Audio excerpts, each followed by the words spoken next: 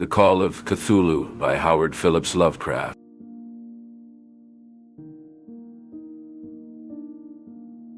The Unearthed Secrets.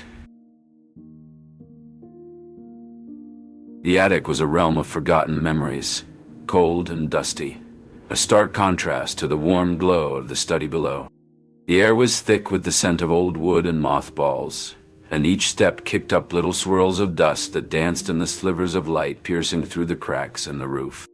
Among the first items I noticed was a peculiar clay bas-relief, its cryptic symbols and monstrous figure immediately drawing my attention.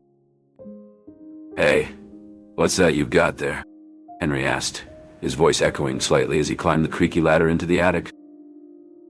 "Just something from Uncle's collection," I replied, the bas-relief feeling oddly heavy in my hands. "It's unsettling." Henry, with a playful smirk, leaned in closer, his breath visible in the chilly air. "Looks ancient. What do those symbols mean?" I shrugged, a sense of unease settling in. "No idea, but Uncle was obsessed with them. He believed they were connected to a city under the sea, a place he mentioned repeatedly in his notes. Dreams of an underwater city? That's straight out of a fantasy tale," Henry said, his tone light but his eyes betraying a flicker of intrigue. I nodded, recalling the notes about a young artist named Wilcox who had been tormented by nightmares of a cyclopean city and a being called Cthulhu. I repeated, the word feeling strange on my tongue. Henry chuckled. "Sounds like a bad cold." I managed to smile at his jest. "Perhaps, but there's more. This artist, he sculpted this bas-relief amidst his feverish dreams, and when he recovered, he couldn't recall any of it." Henry's expression shifted from amusement to concern. "That's bizarre." Even more bizarre, Uncle passed away shortly after meeting someone who seemed off. He was investigating these dreams, and I think he was close to uncovering something monumental. Henry sat down on an old trunk, his curiosity now fully piqued. "So, what's our next move? Are we going to solve this puzzle?" I took a deep breath, the weight of responsibility settling on my shoulders. "Yes, we need to unravel the secrets of this cult and find out what happened to Uncle. But we must tread carefully. If his writings hold any truth, we could be stepping into perilous waters." With a shared look of determination, we began to sift through the chaos of the attic, the shadows around us seeming to whisper secrets of their own. The adventure had just begun, and the path ahead promised both enlightenment and danger. There's no turning back now. The relief in the cult. Leaving behind the attic's cold enigmas, the investigation setting transitioned to the study's warm yet ominous ambience. Here a young man encountered Professor Thornton, a longtime colleague and confidant of his great-uncle, whose arrival brought not only a wealth of knowledge, but also an aura of mystery. Recalling the tale of Wilcox, the artist who had crafted the bas-relief under the influence of his dreams, added a layer of intrigue to the unfolding mystery. Thornton, examining the artifact, offered insights that went beyond the already known details of its discovery. "These symbols," he said, "may hold the key to understanding the cult's true purpose and the nature of their deity." As Thornton recounted the tales of Inspector Legrasse's disturbing findings in New Orleans, he brought forth new connections, suggesting that the cult's influence might extend far beyond what was previously imagined. "The cult's reach is not confined to those swamps," he explained. "It is a global network, operating in the shadows, awaiting the moment of Cthulhu's resurgence." The young man listened intently, the weight of his great-uncle's legacy pressing upon him. With Thornton's guidance, he prepared to delve deeper into the cult's enigmatic history, its cryptic symbols, and the deities they revered. The path ahead promised a descent into the heart of darkness, where the true extent of the Cthulhu cult's power and the peril it posed to the world would be revealed. Together they stood on the brink of a revelation that could shake the very foundations of their understanding of reality. Inspector Legrasse's discovery. The swamp air was thick with the scent of decay and the distant sound of chanting. Inspector Legrasse, a man of stout heart and keen mind, had never encountered anything like the scene before him. The moon hung low, casting an eerie glow over the glade where the cultists gathered. "Keep your wits about you, men," Legrasse whispered to his officers as they crept closer, their boots sinking into the soft earth. "We don't know what we're dealing with here." As they emerged into the clearing, the sight that greeted them was one of pure horror. A circle of flame crackled in the night, and at its center stood a granite monolith. "What in God's name?" one officer gasped, his voice trailing off. Legrasse's eyes narrowed as he took in the scene. The worshippers were unlike any he had seen, their bodies marked with esoteric symbols, their faces hidden behind masks of eldritch design as they danced to the rhythm of the otherworldly chant. "Nafenglu Megadu Dawanaf, Cthulhu Relier Wanagalftan," they intoned, the words unfamiliar and yet filled with an ancient power. After concluding the study of Wilcox's dream sculpture with Thornton, Legrasse had followed the trail of esoteric clues to this remote swamp. It was a place whispered about in hushed tones by the superstitious locals, a place where the veil between worlds grew thin. Legrasse signaled to his men and they moved in. The cultists, so engrossed in their ritual, didn't notice the police until it was too late. Chaos erupted as the officers tried to apprehend the frenzied worshippers. "Secure the area," Legrasse ordered, his focus on the surroundings rather than the monolith. Two officers approached cautiously, but as they neared the circle of flame, a shiver ran through them, and they recoiled in fear. It's not right, sir," one stammered. "The air, it's like it's charged." Legrasse took a deep breath and stepped forward himself. He had seen the statuette in Wilcox's possession, but here in the swamp the atmosphere was charged with a palpable dread. "We need to document everything," Legrasse said firmly. "This ritual, these symbols, they're part of something larger, something we've yet to fully grasp." As the night wore on, they collected evidence of the cult's activities, the hieroglyphics, the testimonies of those they had captured, and the lingering aura of the ritual. Each piece was a puzzle that hinted at a larger, darker picture. Legrasse knew this was only the beginning. The true horror, he feared, was yet to reveal itself. But for now, he had made a discovery that would change the course of his investigation, and perhaps the world itself. The sea's dark secret.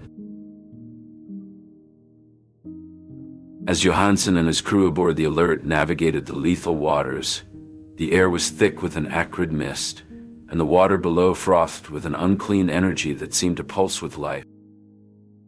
"Look there!" cried Bryden, the ship's seasoned navigator known for his keen eye, pointing towards a massive stone pillar rising from the depths.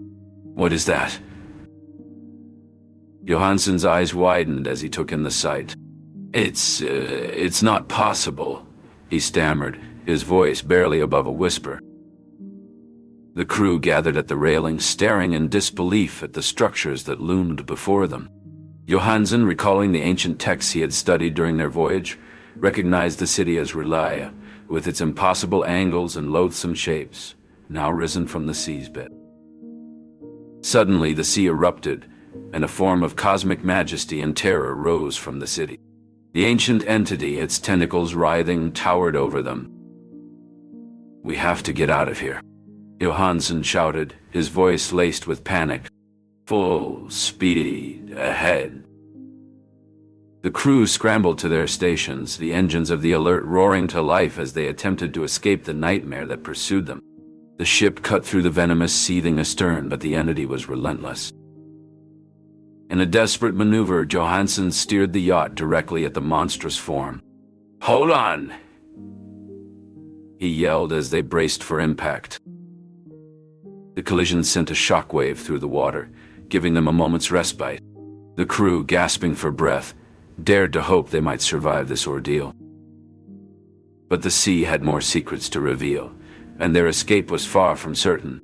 The dark secret of the sea, the awakening of the ancient entity, was a tale of human curiosity, clashing with the unfathomable forces of an ancient world, a tale that would haunt the survivors for the rest of their lives. Johansen, with a heavy heart, knew that this dark secret must be shared, for the world needed to be warned of the dangers that lurked beneath the waves. The clash was Cthulhu. Johansen, the captain, maintained his steady grip on the helm, eyes locked on the dark waters ahead. "Keep your wits about you, men," he cautioned, aware of the ominous presence they shared the waters with. Peters, the first mate, leaned closer to Johansen, his concern evident. "There's something unnatural about this place," he murmured. The captain gave a solemn nod, acknowledging the first mate's unease. Suddenly, the ship jolted as a massive form rose from the ocean's depths. It was the dreaded Cthulhu, the very mention of which had sent shivers through seasoned sailors. Ryden, gripped by an inexplicable mirth, was quickly subdued by Johansen's stern command to focus. The crew braced themselves as the great beast neared, its tentacles undulating menacingly. With a resolute turn of the wheel, Johansen faced the entity, the alert charging towards the nightmare. The crew held their breath, expecting a catastrophic impact. Yet the anticipated collision never came. The creature vanished as suddenly as it had appeared, leaving the sailors in a state of shocked relief. "We've evaded it for now," Johansen declared, a hint of disbelief in his tone. "Stay vigilant, and let's hope our path remains clear." The Yale alert sailed on, the crew no longer silent but murmuring amongst themselves, the memory of their brush with death fresh in their minds, and the ever-present threat of Cthulhu's return looming over them. The toll of knowledge. The chapter unfolds in the narrator's dimly lit study, where he is surrounded by his great-uncle's papers. The silence of the room is occasionally broken by the crackle of the fireplace. "Uncle George, what have you stumbled upon?" he mutters to himself, his voice a whisper in the quiet room. A knock at the door startles him. "Kine," he calls out, his voice steady. Inspector Legrasse enters, his face showing concern. "I've come straight from the docks," he says, his voice heavy with unspoken horrors.